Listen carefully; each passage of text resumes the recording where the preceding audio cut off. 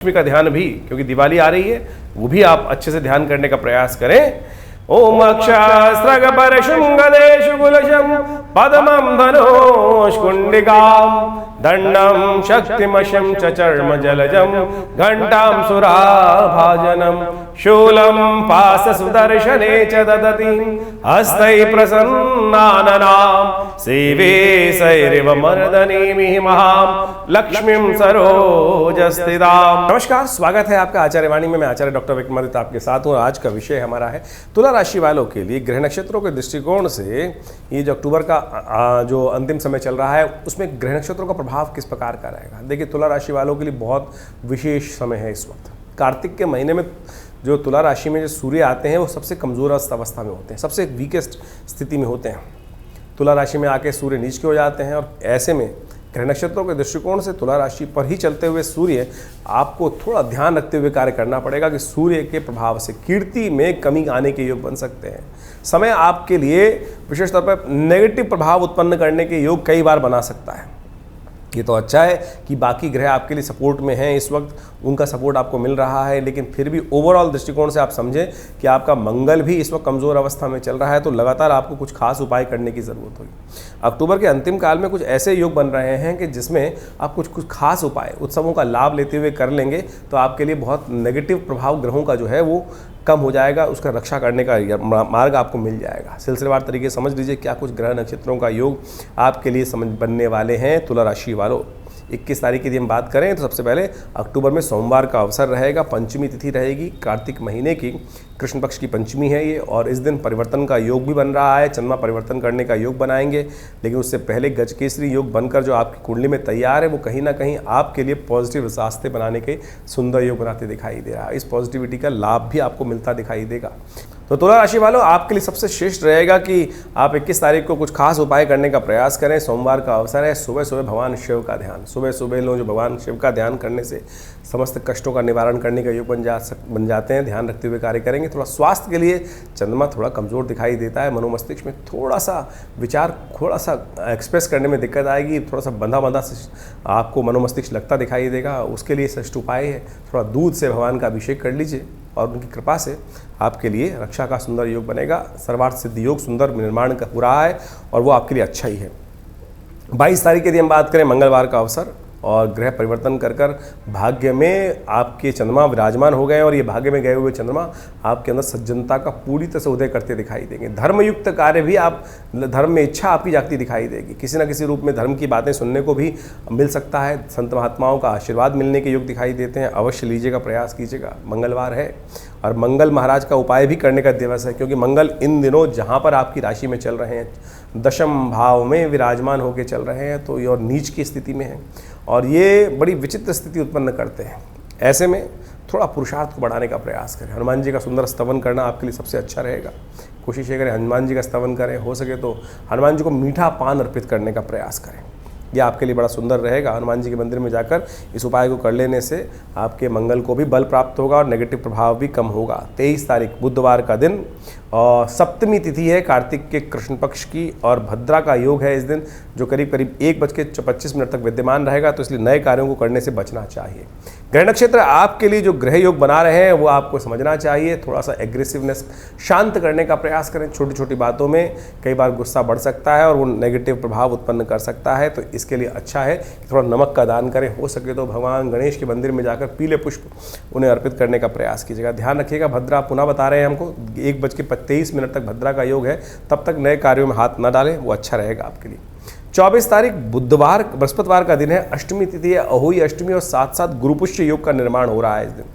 ये बड़ा सुंदर योग माना जाता है। दिवाली से पहले दीपावली का योग बन रहा है और ऐसे में महालक्ष्मी कृपा प्राप्त करने से आपके बहुत सारे कष्ट दूर होने के योग बन सकते हैं। चंद्रमा परिवर्तन कर आपके लिए ऐसी जगह योग बना रहा है मंगल के साथ जाके, जिसमें आप जितना कर्म करेंगे उसका उतना फल प्राप्त होने के योग बन सकते हैं। कई बार हमारे मन में समस्या ये होती है, हमें ये लगता है कि जो हम काम कर रहे हैं उसका फल कोई और ले जा रहा है। ये ऐसा योग नहीं बनेगा। पूर्ण जितना मेहनत करोगे ना उतना रास्ता आपको अवश्य प्राप्त होने के योग बनते दिखाई दे। अहोई अष्टमी है, माँ का आशीर्वाद लेने का सुंदर अवसर है।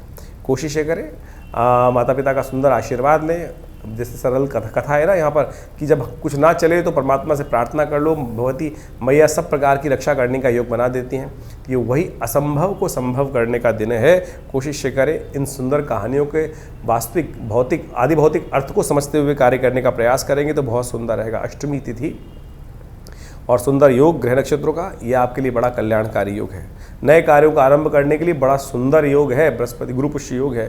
बस केवल विवाह के लिए मुहूर्त शुभ नहीं माना जाता, बाकी सब चीज़ के लिए शुभ रहेगा ये मुहूर्त। 25 तारीख की यदि हम बात करें, शुक्रवार का अवसर, नवमी तिथि विद्यमान है और ग्रह नक्षत्रों के दृष्टिकोण से योग जो है वो भी आपको सफलता देने की तरफ अग्रसित करता दिखाई दे रहा है, लेकिन तब जब आप पूरी निष्ठा के साथ कार्य करें।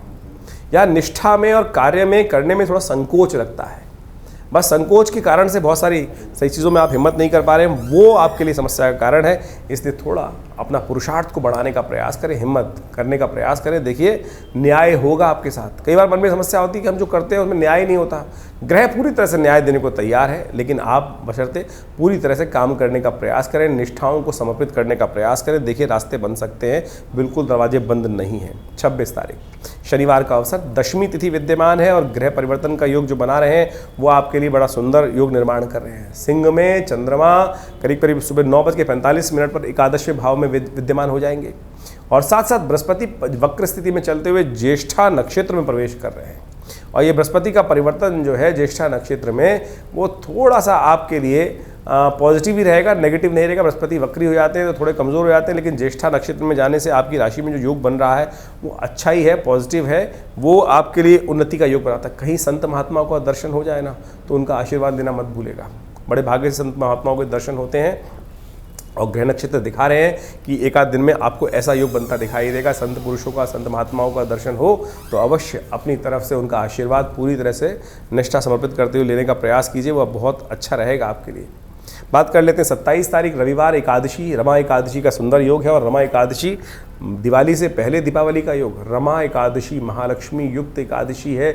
भगवान विष्णु और महालक्ष्मी दोनों का सुंदर पूजन करें। ओम नमो नारायणाय, ओम ह्रीं महालक्ष्मी नमः, इस मंत्र का यदि जप कर सकें, यज्ञ कर सकें तो बहुत सुंदर रहेगा। आश्रम में भी इस दिन बड़ा यज्ञ रहता है रविवार के दिन सुबह, तो उसमें विशेष तौर पर महालक्ष्मी और भगवान विष्णु का सुंदर पूजन यज्ञ इत्यादि रहेगा, उसमें भी आप सम्मिलित हो सकते हैं। बड़ा अच्छा योग बनता दिखाई दे रहा है ग्रह नक्षत्रों के दृष्टिकोण से। एक बात और ध्यान रखें, 26 और 27 तारीख को जो दो नक्षत्र पड़ रहे हैं, 26 को अश्लेषा और 27 तारीख को मघा नक्षत्र पड़ रहा है। ये जातक इन दिनों में, इन नक्षत्रों में जो जातक जन्म लेते हैं वो मूल शांति उन्हें अवश्य करानी चाहिए। नहीं तो क्या होता है, जीवन पर्यंत कष्ट जातक लेता रहता है। और बाई चांस यदि बचपन बाल्यकाल में नहीं कराई है तो ये मुहूर्त जब भी आए, नक्षत्र जब भी घूम कर आए, तब 27 दिन तक अवश्य करा लेनी चाहिए। जितनी जल्दी मूल शांति हो जाए उतने कष्टों का निवारण करने का रास्ता मिलता रहता है। 28 तारीख के लिए हम बात करें, सोमवार का अवसर, वैष्णवों के लिए एकादशी का सुंदर योग बन रहा है, क्योंकि एकादशी जो है द्वादशी युक्त हो रही है। गजकेसरी योग का भी निर्माण होने की ग्रह स्थिति बड़ी सुंदर तरह से बनती दिखाई दे रही है। तो आपके ग्रह नक्षत्र जो है वो आपके लिए कहीं ना कहीं पॉजिटिव रिजल्ट लाने के योग बनाते दिखाई देंगे। आपको थोड़ा सा पॉजिटिव होकर काम करने का प्रयास करें और बहुत जल्दी से काम करें, बहुत डिले ना करें। बहुत डिले करना आपके लिए कहीं ना कहीं नुकसान का रास्ता बन सकता है, तो ध्यान रखते हुए कार्य करने की ज़रूरत है। 29 तारीख मंगलवार और ये तिथि बहुत ही शुभ है। इसमें प्रदोष का योग बन रहा है। मंगल जो नेगेटिव प्रभाव उत्पन्न कर रहे हैं उनको पॉजिटिव करने का दिन है। 15 दिनों में दूसरी बार ये जो प्रदोष का योग बना है वो मंगलवार के दिन बना है और ये प्रदोष दिखा रहा है कि आप मंगल के नेगेटिव प्रभाव को ठीक करने का रास्ता बना सकते हैं। इसके साथ साथ गोवत्स द्वादशी का भी योग है और साथ साथ ग्रह नक्षत्रों के दृष्टिकोण से आपका ग्राफ तो उठता दिखाई देगा, लेकिन साथ साथ खर्चों की बाढ़ भी आती दिखाई दे रही है। रिजल्ट पॉजिटिव भी रहेंगे, नेगेटिव भी रहेंगे। इस बात का ध्यान रखना है कि जितने नुकसान को बचा सके उतना रिजल्ट अपने पॉजिटिव आप ले जाते दिखाई देंगे। आपके ग्रह नक्षत्र परिवर्तन होकर 12वें भाव में चंद्रमा के बृहस्पति जो योग बन रहे हैं विशेष तौर पर परिवर्तन कर कर, वो कहीं ना कहीं महत्वाकांक्षा को में आपको फंसाते दिखाई दे रहे हैं। अननेसेसरी की वरीज बढ़ती दिखाई दे रही है, लाभ की स्थिति बनती दिखाई दे रही है, लेकिन खर्चे भी साथ साथ थोड़े परेशान करते दिखाई दे रहे हैं। ये आपको साथ साथ ध्यान रखते हुए कार्य खर्चा कम करने का प्रयास करें। अननेसेसरी के दिखावे के कारण से अननेसेसरी के खर्चों में आप फंस इन 2-3 दिनों में खास तौर पे इस बात का आपको ध्यान रखते हुए कार्य करने की ज़रूरत है। बुध परिवर्तित होकर इस दिन राशि परिवर्तन करके वृश्चिक भाव में जा रहे हैं। थोड़ी सी चीज़ों को मैनेज करने में आपको दिक्कत आने के योग बन सकते हैं, तो थोड़ा ध्यान रखें। इस दिन विशेष तौर पर मंगल के नेगेटिव प्रभाव को हटाने के लिए अच्छा रहेगा कि इच्छु रस से भगवान जो गन्ने के रस से भगवान शिव का अभिषेक करें शाम के समय, क्योंकि मंगल अभी 3-4 महीने यहाँ चलने वाले हैं नेगेटिव, और उनको ठीक करना बहुत ज़रूरी है आपके लिए। ध्यान रखते हुए कार्य कर लीजिएगा। इस दिन यमदीप दान किया जाता है। दीपावली का उत्सव आरंभ हो जाता है यमदीप दान के साथ ही, तो आप अवश्य इस दिन एक दीपक बड़ा बनाकर, वैसे तो 13 दीपक दान करने का इस दिन प्रज्वलित करके दान करने का शास्त्र में नियम है, लेकिन एक चतुर्मुहा दीपक अवश्य घर के दक्षिण में अपने पितरों के निमित्त, यमराज के निमित्त जलाया जाता है। और कहा जाता है कि इस दिन उनसे आप यदि ये उपाय कर लिया जाए पूरी तरह से, हम इसका पूरा विधान अभी कार्यक्रम के अंत में बताने वाले हैं, स्कंद पुराण में जो वर्णित है वो आपको बताएंगे, लेकिन कहा जाता है कि यदि एक ये प्रयोग कर लिया जाए इस जो खासतौर पर त्रयोदशी की शाम के समय पर, त्रयोदशी जिस दिन पड़ रही हो शाम के समय पर यमदीप दान का प्रोसेस कर लिया जाए, तो 1 वर्ष तक, अगले यमदीप दान तक अपमृत्यु नहीं होती। यानी तमाम प्रकार के नेगेटिव प्रभावों को बचाने के लिए, अपने विशेष तौर पर सम्मान की रक्षा के लिए ये आप उपाय कर ले तो बहुत सुंदर रास्ता बनने के रास्ते बन जाते हैं। 30 तारीख की यदि हम बात करें, बुधवार का दिन है, त्रयोदशी तिथि उदय तिथि है, धन त्रयोदशी जिसे कहा जाता है। ग्रह नक्षत्रों के दृष्टिकोण से आपके लिए कुछ पॉजिटिव रिजल्ट भी बनते दिखाई दे रहे हैं, लेकिन खर्चों को कम करना बहुत ज़रूरी है। अननेसेसरी खर्चे भी पड़ते दिखाई दे रहे हैं, लाभ की स्थिति बनती दिखाई दे रही है। बस आपको ये सीमा तय करनी है कि कौन से लेवल तक आपको अपने खर्चे करने हैं और कहाँ तक आपको पॉजिटिव बढ़ाना है। जितना मीठा डालोगे उतना घी, आपकी जो पानी है उतना मीठा हो सकता है। तो ये ग्रह दिखा रहे हैं, लेकिन खर्चों की थोड़ी बाढ़ आपको परेशान करती दिखाई देगी, ये भी साफ साफ ग्रह नक्षत्र दिखा रहे हैं। कोशिश करें भगवान गणेश का, भगवती महालक्ष्मी का सुंदर पूजन करने का प्रयास करें। धन त्रयोदशी है और इस दिन विशेष तौर पर घर में कहा जाता है कि श्री यंत्र को स्थापित करें, दक्षिणावर्ती शंख स्थापित करें, महालक्ष्मी का सुंदर पूजन करें, धन्वंतरी भगवान का पूजन करें। आयु प्रदान करने वाले देवता का आज जन्मोत्सव है, धन्वंतरी भगवान का, उनका अवश्य स्तवन करना चाहिए, उनका पूजन करना चाहिए। साक्षात विष्णु स्वरूप में उससे आपके जीवन में आरोग्यता प्राप्त करने का सुंदर अवसर बनेगा। 31 तारीख बृहस्पतिवार और ग्रह नक्षत्रों का योग जो बन रहा है वो भी समझ लीजिए। चतुर्दशी है इस दिन, जो है नरक चतुर्दशी जिसे कहा जाता है। भगवान विष्णु का, भगवान कृष्ण का सुंदर पूजन किया जाता है। नरकासुर का भगवान ने संहार किया था। और साथ साथ हनुमान जयंती का भी योग बन रहा है, छोटी दिवाली जिसे कहा जाता है। रूप चौदस इस दिन कहा जाता है कि एक विशेष उपाय करना चाहिए। रूप चौदस के दिन सुबह सुबह सूर्योदय से पहले तिल का तेल लगाकर, बेसन से उपटन लगाकर स्नान करना चाहिए और उसके बाद यम तर्पण करना चाहिए। 14 मंत्र हैं उनके, वो तम कर, चित्रगुप्ताय नमः, यमाय नमः, इस प्रकार से अंतकाय नमः, ये से 14 मंत्र हैं। विशेष तौर पर एक एक करके इनके द्वारा तर्पण कर फिर घर के बाहर जला के 2 दीपक यमराज के पुत्रों के निमित्त सूर्योदय से पहले जलाने चाहिए। ये अपमृत्यु को बचाने का पूरा प्रयोग शास्त्र में जो वर्णित है वो अवश्य, इससे पहले अपामार्ग का भी एक प्रयोग किया था। हम पूरे कार्यक्रम के अंत में आपको पूरी तरह से बड़े रूप से इसको बताएंगे आपको, और पूरी तरह से यदि कर ले तो कैसी नज़र, कैसी अलाय बलाय, उन सबसे निवृत्ति का योग आपकी राशि में बन जाएगा। बहुत सुंदर कल्याण के योग बनेंगे। छोटी दिवाली आपके लिए बहुत शुभ हो। दिवाली जो बनेगी वो कैसे बनेगी वो भी हम आपको बताने जा रहे हैं, अभी आप उसको पूरी तरह समझ सकते हैं। नक्षत्रों के दृष्टिकोण से चतुर्दशी तिथि उदय तिथि के रूप में विद्यमान है और ग्रह नक्षत्रों का परिवर्तन होकर आपके लिए धर्म भाव का उदय होने का योग बनेगा। चंद्रमा परिवर्तन करके करीब 11:15 बजे के आसपास तुला राशि में प्रवेश करेंगे और ये आपके लिए सुंदर रहेगा। धर्म का उदय करने का योग बनेगा, धर्म में आस्था जाएगी। हनुमान जयंती भी है इस दिन और बृहस्पति वीरवार के दिन हनुमान जयंती का सुंदर योग बन रहा है। साथ साथ नरका चतुर्दशी का भी सुंदर योग बन रहा है और इस दिन विशेष तौर पर एक प्रयोग अवश्य करना चाहिए। इस दिन सुबह सूर्योदय से पहले स्नान करना चाहिए और एक अपामार्ग का पेड़ का पत्ता, छोटी सी बूटी होती है जिसको चिड़चिटा बोला जाता है, उसको रात को ही उखाड़ के रख लेना चाहिए और अपने सिर से वार कर स्नान इत्यादि करने के उपरांत उपटन लगाकर तिल का तेल से स्नान करना चाहिए। यम के निमित्त जो विशेष तौर पर 14 मंत्रों के द्वारा तर्पण करने का विधि है वो अवश्य करना चाहिए स्नान के उपरांत। और उसके बाद यम के पुत्रों के निमित्त 2 दीपक घर के बाहर जलाने चाहिए और उसके बाद यम का पूजन करने के बाद फिर भगवान हनुमान जी की उपासना करनी चाहिए और साथ साथ भगवान विष्णु की उपासना करनी चाहिए। ये सब शास्त्र में वर्णित उपाय है और दीपावली के संबंध में भी बता देते हैं। वैसे तो हम दीपावली के संबंध में बहुत सारी भ्रांति इस समय में उत्पन्न हो रही है कि दिवाली कब मनाई जाए। दीपावली का सुंदर पर्व 1 तारीख का रहेगा। दीपावली का सुंदर पर्व 1 तारीख का शास्त्र के दृष्टिकोण से रहना चाहिए। दीपावली के संबंध में आजकल बहुत सारे वीडियोस में लोगों ने कुछ भ्रांति उत्पन्न करने का प्रयास किया है। कहा गया है कि दीपावली जो है वो रात्रि में अमावस्या होनी चाहिए, तब दीपावली मनाई जाती है। और इस बार हो क्या रहा है, ग्रह नक्षत्रों के दृष्टिकोण से हमें समझना चाहिए कि जो ग्रह नक्षत्रों का योग जो है, अमावस्या जो है वो विशेष तौर पर 1 तारीख की हम गणना करें तो शाम को करीब करीब 6:15 बजे के आसपास तक है। और दिल्ली में हम सूर्यास्त की बात कर रहे हैं तो करीब करीब सूर्यास्त जो हो रहे हैं 5:30 बजे के आसपास हो रहे हैं। तो ऐसे में प्रदोष काल में सुंदर, शास्त्र कहता है कि प्रदोष काल में यदि अमावस्या मिल जाए तो वही श्रेष्ठ काल है भगवती महालक्ष्मी का पूजन करने के लिए।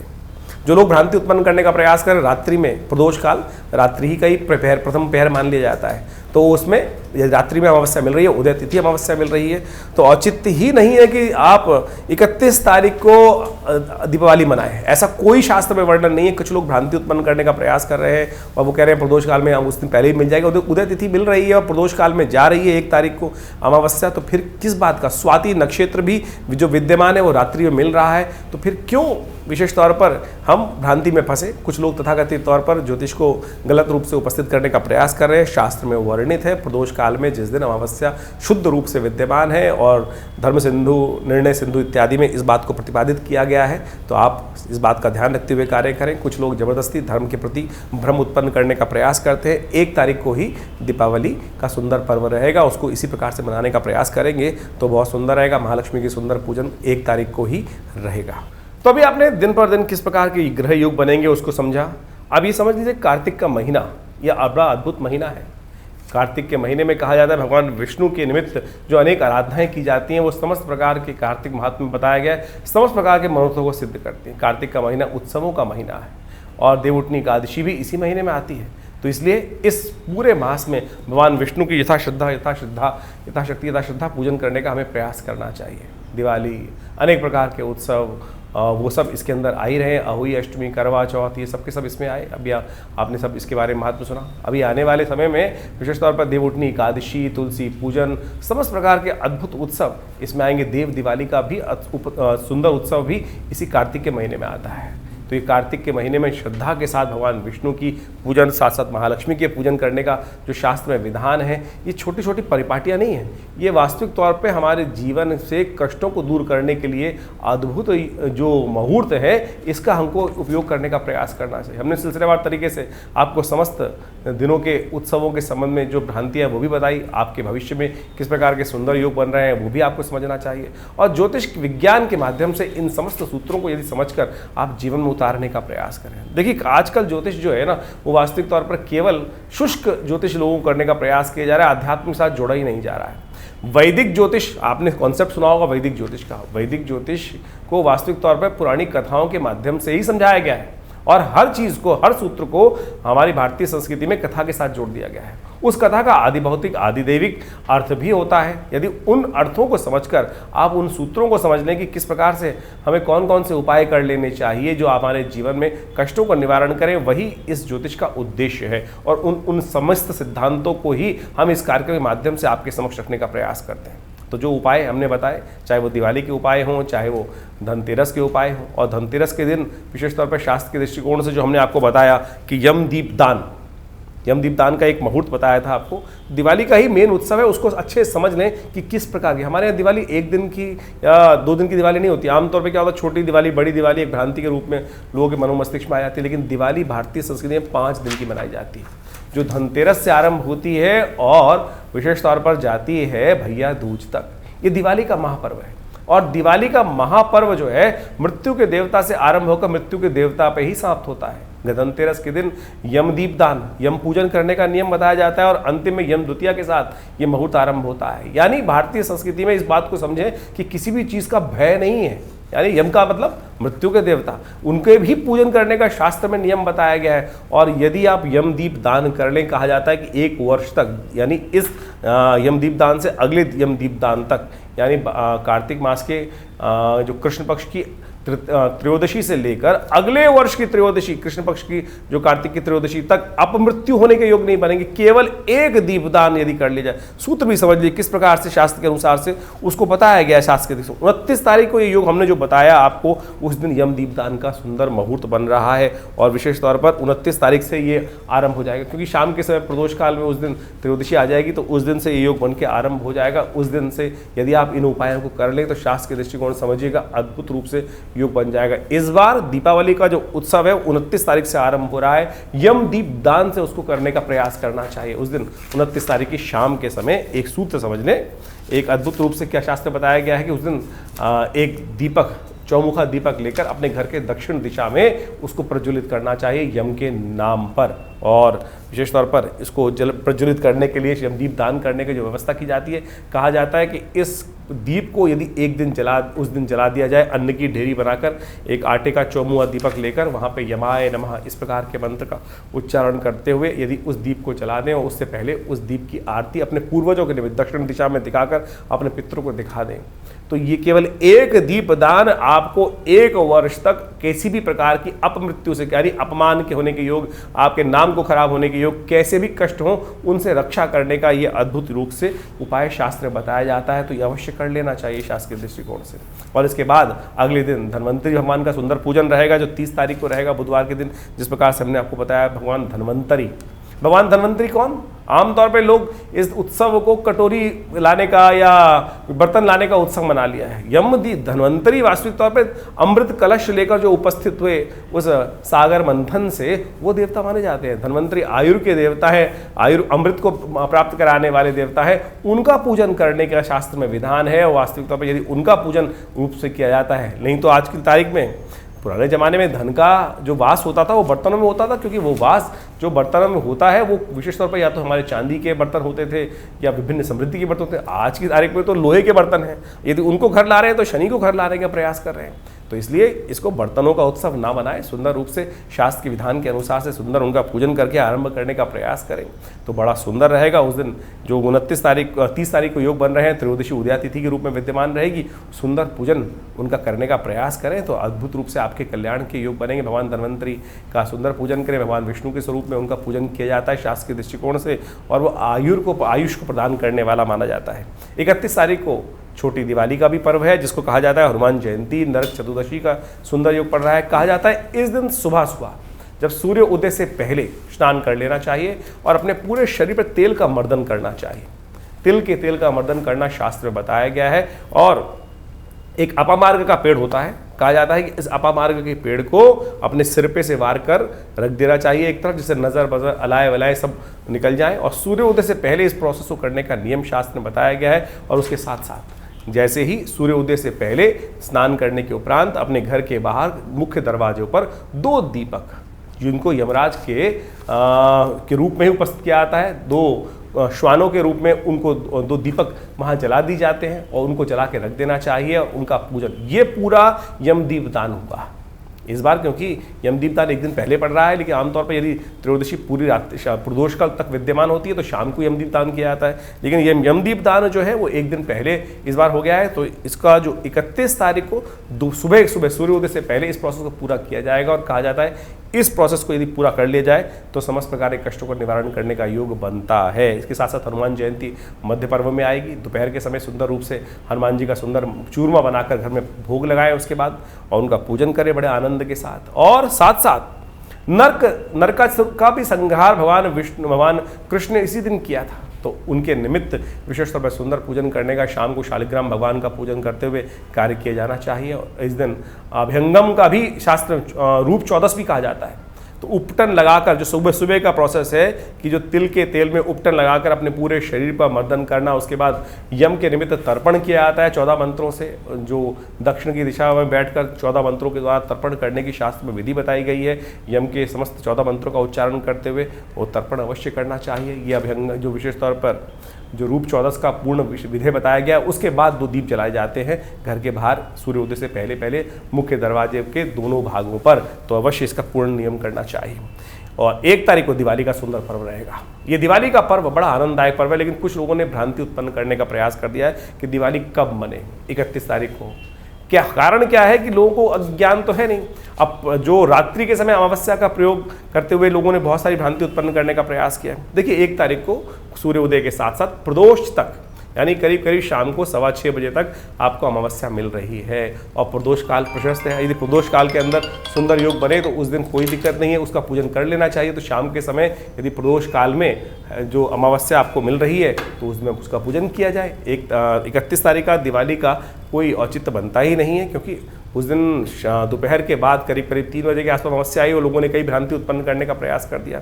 स्वाति नक्षत्र भी आपको 1 तारीख को ही मिल रहा है और साथ साथ शाम के प्रदोष काल तक। तो प्रदोष काल में ही महालक्ष्मी का पूजन करना सबसे श्रेष्ठ माना जाता है। प्रदोष काल में अमावस्या है आपके पास, उदय तिथि शुद्ध रूप से विद्यमान है, तो कोई भ्रांति उत्पन्न करने की जरूरत नहीं है। सीधा सीधा सूत्र है कि प्रदोष काल के अंदर जिस सुंदर रूप से उदय तिथि के रूप में अमावस्या विद्यमान है तो उसी दिन दिवाली का सुंदर पर्व रहेगा। इसमें कोई भ्रांति उत्पन्न करने की कतई जरूरत नहीं है, शास्त्र विधि के अनुसार से बड़ा श्रेष्ठ कहा गया है। इसके अगले दिन गोवर्धन का पूजन रहेगा। 2 तारीख को गोवर्धन भगवान विष्णु के निमित्त अन्नकूट का पूजन किया जाता है और प्रदोष काल में भगवान विष्णु का सुंदर पूजन करते हुए भगवान का सुंदर स्तवन करें, भगवान कृष्ण का अन्नकूट इत्यादि का प्रसाद सुंदर रूप से बनाया जाता है।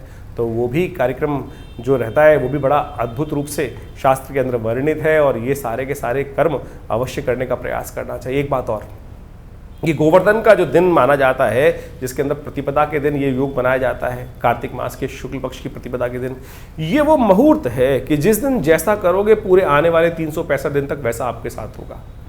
और आप समझें कि आमतौर पे क्या होता है, लोग देर तक जागरण करते हैं, उसके सुबह देर में उठते हैं तो पूरा साल ही आलस्य में रहता है। तो इस दिन कम से कम सुबह जल्दी उठकर भगवान का सुंदर स्तवन करें, भगवान कृष्ण का स्मरण करें, समस्त प्रकार से कष्टों को दूर करने के लिए अन्नकूट इत्यादि का पूजन करें, भगवान पर विश्वास रखते हुए कार्य करें और गोवत्स गाय का पूजन करें। गो क्रीड़ा का भी शास्त्र में विधान बताया जाता है, भगवती का पूजन करने का शास्त्र में विधान बनाया जाता है।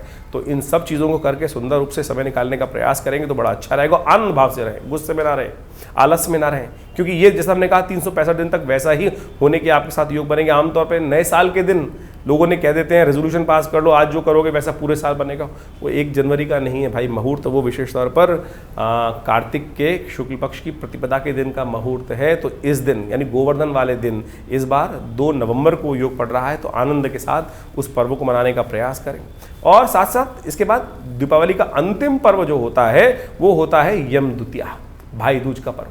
कहा जाता है कि यमुना जी भगवती जो यमराज जी की बहन है और इस दिन यमुना जी ने बड़े सत्कार के साथ यमराज जी को बुलाया था और कहा था कि कभी आप हमारे घर नहीं आते हैं। तो उस दिन यमराज जी ने कहा कि मैं अवश्य आऊँगा। और कहा जाता है शास्त्र के दृष्टिकोण से उस दिन अपने घर में भोजन नहीं करना चाहिए, बहन के घर जाकर ही भोजन करने का नियम है और बहन भाई की दीर्घायु के लिए उसको तिलक करती हैं।